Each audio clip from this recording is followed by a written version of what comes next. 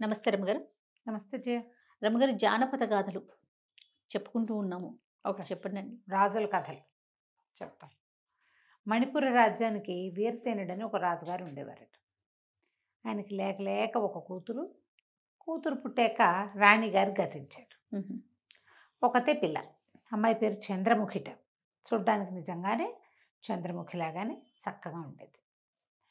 వయసుతో పాటు పిల్లకి అల్లరి అవి బాగా పెరిగినాయి. ఏకపుత్రికలకి ఇవి ఉంటాయి. తల్లి లేదు అందులో. ఎప్పటికీ వాళ్ళు పెద్దవాళ్ళు అవ్వరు, చిన్నపిల్లలుగానే ఉంటారు. ఆటకాయితనమే ఉంటుంది. తల్లి కూడా లేదు. దాంతో అమ్మాయిది ఆడిందాట పాడింది పాట. తండ్రికి కూతుళ్ళవేవి సాధారణంగా తండ్రులకు తప్పులుగా తోచవు, అని నచ్చుతూ ఉంటాయి. అయితే ఈ అమ్మాయి కొంచెం అల్లరిగా, కొంటెగా, చిలిపిగా, వేషాలు మారిగా ఉండేది. ఓ 17-18 సంవత్సరాల వయసు వచ్చేసరికి ఒంటరిగా చెలికత్తెలతో కలిసి వెళ్ళిపోతూ ఉండటం, అక్కడికి వెళ్ళటం, ఇక్కడికి వెళ్ళటం, అడవికి వెళ్ళటం చేసేది. అయితే ఒకసారి వేటకి వెళ్తామని అడిగారు. రాజుగారు కాస్త ముందు వెనక ఆడాడు, కానీ ఇవి ఉన్న చెలికత్తెల్లో గట్టివాళ్ళు ఉన్నారు. వేట అలవాటు ఉన్నవాళ్ళు, వేటగాళ్ల కుమార్తెలు ఇట్లా ఉండేసరికి పంపించాడు. పంపిస్తే ఏమైంది, అంతా అడవికి పోయారు. పొద్దునుంచి సాయంత్రానికి తిరిగి వచ్చేయాలి. చీకటి పడేసరికల్లా చిలికత్తెలంతా తిరిగి వచ్చారు. లబో దిబోమంటూ యువరాణి ఎక్కడికో తప్పిపోయింది, మాకు కనపడలేదు అని చెప్పి తెగేడ్చుకుంటూ వచ్చారు. చెలికెత్తలు అందరూ. ఆ అమ్మాయి ఒక్కతే మిస్ అయిపోయింది. అయ్యో. అయితే తెల్లవారేసరికల్లా యువరాణి వచ్చేసింది. ఎలా వచ్చిందో ఎవరికీ తెలియదు. వచ్చింది ఇక లోపల ఉండిపోయింది. తెల్లవారిన తర్వాత చూసుకున్నారు, రా యువరాణి వచ్చేసింది, నేను తెల్లవారుజామునే వచ్చానంది. అప్పటి నుంచి కొంచెం ముభావంగా అయిపోయింది. ఆ తర్వాత ఈ అల్లరి, కొంటతనము, వేళాకోళాలు, జుట్టు పీకటాలు అన్నీ పోయినాయి. ఏడిపించేసేది అందరినీ, చిలకత్తెల్ని, వాళ్ళని చాలా అల్లరి చేసేది. కొంచెం నిశ్శబ్దంగా, గంభీరంగా అయింది. పిల్ల కొంచెం ఆటపాటలు వెనకబట్టేసరికల్లా రాజుగారికి ఏమైంది, పిల్ల కొంచెం పెరిగింది, మెచ్యూరిటీ వచ్చింది అనుకున్నారు. సాయంత్రం వరకు ఏదో అందరితోటి ఉండేది. చీకటి పడుతూ ఉండగా నేను పడుకుంటా అని వెళ్ళిపోయేది, బయటకు వచ్చేది కాదు. తెల్లారేకే మళ్ళీ చిలకత్తెలు ఎవరిని తనతో ఉండనిచ్చేది కాదు. సరే, కొంచెం వయసు వచ్చేసరికల్లా అట్లాగేగా ఆడపిల్లలు వాళ్ళతో వీళ్ళతో ఉండకుండా వాళ్ళ దారిని వాళ్ళు ఒంటరిగా ఆలోచించుకుంటూ ఉంటారు. ఇట్లాంటివేవో అనుకున్నారు. ఒక 6 నెలలు 8 నెలలు గడిచేసరికల్లా సరే, అమ్మాయికి మెచ్యూరిటీ వచ్చేసింది, పెద్ద మనిషి అయిపోయింది. గంభీరంగా ఉండటము అవి వచ్చినాయి. అల్లరి చిల్లరితనం, అడవికి వెళ్తా, తోటకెళ్తా, అక్కడికి వెళ్తా, ఎక్కడికి వెళ్తా, నూతిలో దుక్కుతా, కొబ్బరి చెట్టు ఎక్కుతా, అన్నీ పోయినాయి కదా. పిల్ల కొంచెం కుదురుపడింది, వివాహం చేద్దాం అనుకున్నారు. సరే, ఏం చేశారు, ఈ మన స్వయంవరం ప్రకటించారు. ఎందరో రాజకుమారులు వచ్చారు. అమ్మాయి నిశ్శబ్దంగా ఉంది, అలంకారం చేయించుకునేది, ఏదో కూర్చునేది, అంతే. సరే, స్వయంవరం రోజును కూడా ఆ అమ్మాయి ఏమీ పెద్ద ఆసక్తికరంగా లేదు. ఓ దండ పుచ్చుకొని వచ్చింది. అట్లా చూసుకుంటూ వెళ్ళి ఎవరో ఒక రాజకుమారుడి మెడలో దండేసింది. అతని మొహం చూసి గుణగణాలు విన్నదని కూడా వీళ్ళకి కనిపిస్తుంది. ఏమిటి ఇంత నిరాసక్తంగా ఉంది ఈ పిల్ల? స్వయంవరం పట్ల చాలా ఆసక్తిగా ఉండాలి. ప్రతి రాజకుమారుడి గురించి తెలుసుకోవాలి. ఓహో, ఈ వీడు ఆ ఫోటోనే అని గుర్తు చేసుకోవాలి. పెద్దగా ఏమీ లేదు, నిరాసక్తగానే ఉంది. ఏదో పెళ్లి చేసుకుందామని దండేసినట్టుంది. ఈ వేసిన వాడెవడు? చక్రసేనుడు. ఇతను చేది రాజ్యపు యువరాజు. సరే, ఈ పూట స్వయంవరం అయిపోయింది, చీకటి పడిపోతోంది. అమ్మాయి లోపలికి వెళ్ళిపోయింది. మర్నాడు ఉదయం విద్దు కూడా ఆ అమ్మాయి ఒక అంటి ముట్టంతనంగా కాసేపు కూర్చుని తలకాయ నొస్తుందని లేచి వెళ్ళిపోయింది. ఈ రాజకుమారుల వ్యవహారాలు పక్కపక్కన కూర్చోటాలు అవి ఉండవు కదా. కాస్త అట్ట ఎదురుగుండా కూర్చున్నారు. అమ్మాయి ముసుగు కూడా వేసుకుంది, బాగా కనపడలే. అలంకారాల్లో వాటిలలో అతనికి తెలియలే, కానీ ఈ అద్భుత సౌందర్యవతని చెప్పుకున్నారు బాగా అందరూ. అమ్మాయి చాలా అందగతే, మేము ఒకళ్ళిద్దరం ఫోటోలు చూసాం అన్నారు. అయితే బాగున్నట్టే. ఆకారం, విగ్రహం అది కనపడుతోంది, పర్వాలేదు. మొహము, కవళికలు, నవ్వు, మాట, పలుకు, చిలుకు ఏమీ లేవు. సరే, అతనికి కూడా అర్థం కాలే. కానీ ఏముంది, మన ఇంటికి వస్తుంది కదా అని. అక్కడ ఏమిటి పెళ్ళిళ్ళు, వీళ్ళ పద్ధతి, స్వయంవరం, రాకుమారుడు రాకుమార్తె పక్క పక్కన కూర్చుని పెళ్లి చేసుకోవటాలు లేవు అక్కడ. స్వయంవరమే పెళ్ళి. ఇప్పుడు వివాహపు తంతంతా ఈ చక్రసేనుడి కత్తితోటి ఆయన గారి చంద్రహాసాన్ని తీసి అక్కడ పెట్టి నేను వెళ్ళొస్తానండి అని తన దారిని తను వెళ్ళిపోయాడు. వీళ్ళు ఇక్కడ శాస్త్రోక్తంగా ముహూర్తం పెట్టించి లక్షణంగా కత్తికి బాసికం కట్టించి వివాహం జరిపించారు అన్ని తంతులు. తర్వాత ఇంకా కాపురానికి పంపేయటమే, అయిపోయింది పెళ్ళి. ఓహో. ఈవిడితో బోల్డ్ అంత గుంపు చెలికత్తెలనిచ్చి చిన్నప్పటి నుంచి అమ్మాయికి సేవ చేసిన దాదులనిచ్చి ప్రయాణం చేయించి చేది రాజ్యానికి పంపారు. రాజ్యానికి చేరుకుంది రాకుమార్తె. సరే వెళ్ళిన తర్వాత అక్కడ కూడా యథావిధిగా ఏదో కామ్గా ఉంటుంది. ఉదయకాలం అంతా అందరితో ఉంటుంది. రాత్రి అయ్యేసరికి ఆవిడ ఒంటరిగానే ఉంటుంది. సరే ఇంకేముందిలే, ఎలాగో శుభముహూర్తం పెట్టిస్తామని ప్రథమ సమాగమం కోసం ఒక పెద్ద అంతఃపురం అలంకారం చేసి రాకుమార్తెను అందులో సాయంకాలమే ప్రవేశపెట్టారు. ఆవిడ అక్కడే ఉంది. చీకటి పడేసరికి రాజకుమారుడు వచ్చేసరికల్లా లోపలికి అతను చాలా అందగత్తె అని వినున్నాడు. పెళ్ళి ఒక 2-3 నెలలైంది, ఇప్పుడే వచ్చింది.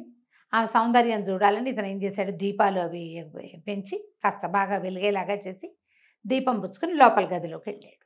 వెళ్తే అక్కడ రాకుమార్తె కనిపించలా. అంతా వెతికాడు, అర్థం కాలే. ఏమైంది రాకుమార్తెది ఏదంటే లోపలే ఉంది అన్నారు. 2-3 ఉన్నారు. ఇంతకుముందు ఇట్లా బయటికి వెళ్ళినట్టు కనపడిందండి అన్నారు. మాయమైపోయింది. ఇదేమిటి ఇట్లా మాయమైపోయింది? ఈవిడికి ఒక క్లోజ్ చెలికత్తుంది మాలతి, కొంచెం నిశ్శబ్దంగా ఉంటుంది కానీ పెళ్ళిట చెప్పకుండా వెళ్ళే రకం అమ్మాయి కాదండి. కాస్త కామ్గా ఉంది. ఇదివరకు అల్లరి చిల్లరగా ఉండేది, ఇప్పుడు చిలిపితనం తగ్గింది. బాగా పెద్ద తరహాగా ప్రవర్తిస్తూ అసలు నాకు తెలియకుండా అంతఃపురం అడుగు దాటు బయట పెట్టదు. పైగా మా ఊళ్ళో అయితే అన్నీ తెలుసు, మీ ఊళ్ళో మా పిల్లకేం తెలుసు? రాకుమార్తెకి ఏం తెలియదు కదా ఇక్కడ. ఎట్లా మాయమైంది అర్థం కాల.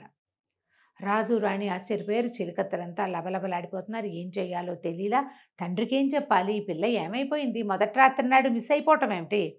వాళ్ళు గింజుకుంటున్నారు వాళ్ళలో వాళ్ళు. ఏం చెయ్యాలో తెలీదు. పరిమితమైన సైన్యమే వచ్చింది ఆవిడతోటి. వాళ్ళంతా ఏదో కుర్రాళ్ళు కానీ ఇట్లా కొత్త రాజ్యంలో అటు ఇటు వెతకగలిగే సత్తా ఉన్న వాళ్ళు కాదు. ఈ చక్రసేనుడికి నేనే వెళ్ళి వెతుకుతాన్ని ఓ గుర్రం వేసుకుని వెళ్ళాడు. అంతఃపురం చుట్టుపక్కలంతా చూశాడు. కోట దాటి అట్లా అడవి వైపుకు వెళ్తుంటే ఒక ముసలమ్మ కనపడింది ఆయనకి. అవ్వ, ఒక రాజకుమార్తెని ఏమన్నా చూసావా? ఇట్లా మేలు ముసుకేసుకుంది, పువ్వులు జడి వేసింది అని అడిగితే, ఇటువైపు ఎవరో వెళ్ళారు చాలాసేపటి క్రితం, నేను చూడలేదు, నన్ను ఎక్కించుకో, నేను చూస్తాను, ఇద్దరం కలిసి వెతుకుతాం. గుర్రం ఎక్కించుకున్నాడు ఆ ముసలమ్మని. ఇద్దరు కలిసి బోల్డంత దూరం వెళ్ళారు. వెళ్ళిన తర్వాత ఇంకా అయిపోయింది, నా పని ఆయన పడుకుంటాను నేను. ఈయన కూడా కాసేపు పడుకుందాం అనుకున్నాడు. సరే ఏదో చెట్టు కింద ఆపాడు. ఓ చెట్టు కింద ఆ ముసలమ్మ చెట్టు కింద పడుకుంది, ఇతను చెట్టు కింద పడుకుంది. తెల్లారు లేస్తే ఆ ముసలమ్మ తనకి కనపడలే. ఎప్పుడో లేచి వెళ్ళిపోయి ఉంటుంది. సరే ఇతను తన ఊరు నుంచి బాగా దూరం వచ్చేసానని తెలిసింది చక్రసేనుడికి. కొద్దిగా ముందుకెళ్తే ఏవద్దో ఒక గుడిసె లాంటిది ఉండి అక్కడ ఒక అమ్మాయి కనపడింది. ఈయనకి చక్కగా ఉంది లక్షణంగా. ఆ అమ్మాయి కనపడితే ఆ అమ్మాయిని అడిగేటి, ఒక ముసలమ్మ వచ్చిందా, రాత్రి నాతో పాటు వచ్చిందంటే, అవ్వ మా అవ్వే కావచ్చు, ఊళ్ళోకి వెళ్ళింది ఏవో తేవడానికి అన్నది. నువ్వెవరు ఏమిటన్నాడు. నా పేరు చెంప అని చెప్పింది. ఈ అబ్బాయి నేను సాయంకాలం అతని ఉద్దేశం ఏంటి, భార్యతో సరదాగా గడుపుదాం, రాత్రంతా వెతుకులాటలోనే ఉన్నాడు. ఈ అమ్మాయిని చూసి మోహపడ్డాడు. చాలాసేపు కబుర్లు చెప్పుకున్నాడు అక్కడే కూర్చొని. అమ్మాయి ఏం చేసింది, తినడానికి ఏవో 2 కాయలు పట్టుకొచ్చి ఇచ్చింది. నేను ఇక్కడే ఉంటాను, అప్పుడప్పుడు రమ్మంది. ఇతను ఇక అంతఃపురం అంతా వెనక్కి వెళ్ళిపోయాడు. అంతఃపురం అంతా వెతికారు, ఎక్కడా ఏమీ దొరకలేదు. రాకుమార్తె కనపడలా. ఈ సడన్గా ఇలా పెళ్లి కూతురు మిస్ అయిపోవటం అనగానే ఊళ్ళో రకరకాల మాటలు పడితే కోటలో కూడా ఏమిటేమిటో చెప్పుకునేవాళ్ళు. ఇతనికి అక్కడ విసుగు పుట్టే, దొరికిందా అని ప్రతి వాళ్ళు అడిగితే అవమానంగా ఉండేది. ఇక అమ్మాయి ఊసెత్తుకోకుండా రోజు గుర్రం వేసుకురావడం, ఈ చెంపతో కబుర్లు. ఆ ముసలమ్మ ఎప్పుడు కనపడేది కాదు అతనికి. అవ్వ ఊళ్ళోకి వెళ్ళింది, అవ్వ చెరులోకి వెళ్ళింది, అవ్వ బట్టలు ఉతకడానికి వెళ్ళింది, అవ్వ ఏదో చేయడానికి వెళ్ళింది. ఈ చెంపతోటి ఎవరు లేపడం, ఏకాంతం దొరికేసరికల్లా చల్లగా ఆ అమ్మాయితోటి స్పెండ్ చేయడం మొదలుపెట్టాడు ఇతను. కొద్ది నెలల తర్వాత రాజుగారికి ఏమనిపించింది, పిల్ల ఏమో మాయమైపోయింది, మణిపురానికి కబురు చేసేద్దాము, మనవాడికి ఇంకో పెళ్లి సంబంధం చూసి పెళ్లి చేసుకుందాం, ఇల్లు పట్టకుండా తిరుగుతున్నాడు పిల్లవాడని పెళ్లి సంబంధాలు చూద్దాం అనుకున్నారు. ఇతనికేమో ఈ చెంప కావాలి. సరే చెంపతోటి అన్నాడు, మన ఇద్దరం పెళ్లి చేసుకుందాము పట్టు. మా నాన్న చెప్తాంటే వద్దు, మనం ఎలాగూ గాంధర్వీధిని వివాహం చేసుకున్నాం, నాకేమో నెల తప్పింది, ఇప్పుడు వద్దు, మెల్లిగా చెప్తూ కానీ అని చెప్పింది. మెల్లిగా ఈ చెంపకి నెలలు ఎక్కుతున్నాయి. ఈ మణిపురం నుంచి వచ్చిన ఈ రాజకుమార్తె చంద్రముఖి తాలూకు చెలికత్తెలంతా ఇక్కడే ఉండిపోయారు. ఎవరిని పంపల వెనక్కి. ఏం చేస్తారు, సమాధానం చెప్పాలి కదా, అక్కడికి వెళ్ళి ఉండిపోయారు. ఈ అమ్మాయికి నెలలు ఎక్కగా ఒకరోజు అన్నాడు, నువ్వు నాతో వచ్చేసేయి, రాజభవనానికి వెళ్ళిపోదాం, ఒంటరిగా పురుడు ఎట్లా పోసుకుంటావు, మీ అవ్వ ఒక్కతే నిన్ను పురుడు పోయలేదు, నీ వల్ల అవ్వదు అంటే, కాదు ఆవిడ ససేమిరా అమ్మాయి ఒప్పుకోలే, వద్దు వద్దు, తన నిండు నెలలతోటి రాజమందిరానికి వస్తే నన్నేమనుకుంటారు, ఏం వద్దు, సంతానం కలిగాక తీసుకెళ్తూ కానీ చెప్పి ఇట ఏం చెప్పకుండా ఒక రోజున గర్భవతిని నిండు నెలలతో ఉన్నదాన్ని తీసుకెళ్తే అవమానంగా ఉంటుంది, ఏం వద్దు, నాకు సహాయం అక్కర్లా, మా అవ్వే నాకు చాలు, ఏం పర్వాలేదని ధైర్యం చెప్పింది. ఈ అబ్బాయి ఇంటికి వెళ్ళాడు. ఆ రోజు లేదు, మర్నాడు ఏదో ఇంట్లో రాజకార్యం ఉండాగాడు. ఆ రాత్రి అతనికి ఒక రకమైన భయం వేసింది. ఇవాళ కనిస్తుందేమో చెంప, సహాయం లేకుండా ఆ అడవిలో ఏమవుతుందోనని ఏం చేశాడు, చంద్రముఖి చెలికత్తెల్లో మాలతి ఉంది కదా, మాలతి నువ్వు నాతోటిరా, ఒకరికి సహాయం చేయాలని ఆ మాలతిని గుర్రం ఎక్కించి తీసుకొచ్చాడు. తీసుకొచ్చేసరికల్లా ఆ గుడిసె దాకా వెళ్ళేసరికి, చెంప ఎక్కడ ఉంటుందో అక్కడ గుడిసె దాకా వెళ్ళేసరికి లోపల నుంచి ప్రసవ వేదన పడుతున్నట్టుగా మూలుగులు వినపడంగానే ఇతను అన్నాడు, బయటగా నుంచుని, మాలతి నువ్వు లోపలికి వెళ్ళి సహాయం చేయమ్మాయి అన్నాడు. ఆ మాలతి లోపలికి వెళ్ళి కేవ్వమని పెద్ద కేకేసి, ఇతను హడిలిపోయి ఏమిట్రా అని లోపలికి పరిగెత్తుకెళ్ళి చూస్తే ఇంకేముంది, అక్కడ నిప్పులు పడుతోంది, చెంప కాదు ముసలమ్మ. ఏ అవ్వనైతే మొదట ఇతను చూశాడో ఆ ముసలమ్మ, సంవత్సరం నుంచి ఆవిడ కోసం చూస్తున్నాడు, ఎప్పుడు కనపడని ముసలమ్మ అక్కడ నిప్పులు పడుతుంది. ఇక కళ్ళు తిరిగిపోయినాయి అతనికి. అయ్యో అవ్వా, ఏమిటి నీకు ఈ గతి, చంపేది అన్నాడు. నువ్వు బయటికి వెళ్ళు, తర్వాత చెప్తాను అని చెప్పింది. బయటికి వెళ్ళిపోయాడు. ఇంతలో ఒక 5 నిమిషాలు 10 నిమిషాలు గట్టి నొప్పులు వచ్చి ఆవిడకి ప్రసవం అయిపోయి ఆ ముసలమ్మకి మగ పిల్లవాడు బయటపడ్డాడు. పిల్లవాడు బయటపడేసరికల్లా ఈ ముసలి రూపంలో ఉన్న ముసలావిడ చెంపగా మారిపోయింది, చెంపే అయిపోయింది. మాలతి తెల్లబోయింది. చంద్రముఖి నువ్వా అని కేకలు పెట్టేసరికి మళ్ళీ లోపలికి వచ్చాడు. ఏమిటమ్మా ఏం అరుస్తున్నావు, చంద్రముఖి ఏంటి ఇది చెంపనాడు. అయ్యో బాబు కాదండి, చంద్రముఖి మా రాకుమార్తె, 5వ ఏటి నుంచి కలిసి పెరిగాం, నేను గుర్తుపట్టలేనా, చెంపేమిటి, ఈ అడవిలో ఉండటం ఏమిటి తల్లి, నువ్వు ఇక్కడ పిల్లాన్ని కంటమేమిటి, ఆ ముసలి వికృతాకారం ఏమిటి, ఓహో లవలవలా ఏడ్చింది ఆ మాలతి. ఏడ్చేసరికి నేనేం చేయను, నా కర్మానుభవం, నాకు ఇంకో దారి లేక ఈ అడవిలో ఉంటున్నాను అని అప్పుడు చెప్పింది. సంవత్సరం క్రితం వివాహానికి ముందు అడవికి వెళ్ళిన రోజున నేను అడవిలో తప్పిపోయినప్పుడు నాకు ఒక లేడీ కనపడింది. అన్నిటినీ వేటాడుతూ ఉన్నాం కదా, ఆ లేడీని కొట్టబోయి ఆ లేడీ పక్కన కూర్చుని ఉన్నటువంటి మునిని కొట్టాను నేను బాణంతో. ఆయన నీ ఆటకాయితనంతో యవ్వన మదంతో ఇలా చేసావు, ముసల్దాని వైపోమని చెప్పించాడు, మీరెవ్వరూ లేరు, నేను ఒక్కదాన్ని ఉన్నా.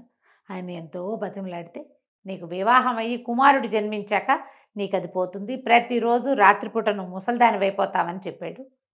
ప్రతి రాత్రి నేను ముసలి వేషంలోనే ఉంటున్నాను, వృద్ధాప్యం వచ్చేస్తోంది, అందుకని చీకటి పడేసరికి లోపలికి వెళ్ళిపోయి తలపేసేసుకుంటుంది, తెల్లారేసరికి మామూలుగానే ఉంటుంది. ఆయన సడలించి ఇది ఇచ్చాడు నాకు, పగలంతా నేను ముసల్దానిగా ఉండను, సాయంత్రమే ఉంటా, అందుకని సాయంకాలాలు దాక్కున్నాను. మా మొదటి రాత్రి నాడు ఇతను నన్ను చూశాడంటే ఆ ముసలి రూపుతో ఏం చేస్తాడు అని పారిపోయాను. పారిపోయాక మళ్ళీ అతనికే కనిపించాను, తెల్లవారు అతనే నన్ను చూశాడు మళ్ళీ. సరే ఎలాగూ నా భర్తే కదా అని అతనితో కాపురం చేసి, ఎలాగూ ఒక కుమార్తె ఒక సంతానం పుట్టాక నాకు ఈ శాప విమోచనం అవుతుంది, అప్పుడే చెప్పచ్చని చెప్పకుండా ఊరుకున్నాను. బాగుంది. నిర్ఘాంతపోయాడు చక్రసేనుడు. సరే ఆ చంటి బిడ్డని ఎత్తుకుని మాలతి ఆ అమ్మాయిని మోసుకుంటూ ఇంటికి తీసుకుపోయాడు. రాజ్యానికి తీసుకెళ్ళి తండ్రికి జరిగిందంతా చెప్పాడు. మరి వారసుడు కూడా వచ్చేసాడు, అప్పుడే పెళ్ళయింది, ఇంకో పెళ్లి సంబంధాలు చూద్దాం అనుకుంటుంటే ఆ తర్వాత అన్నీ నార్మల్ అయిపోయినాయి కథ కంచికి మనం ఇంటికి. బాగుందండి, విచిత్ర ఘటన. చాలా బాగుంది. నమస్తే. నమస్తే.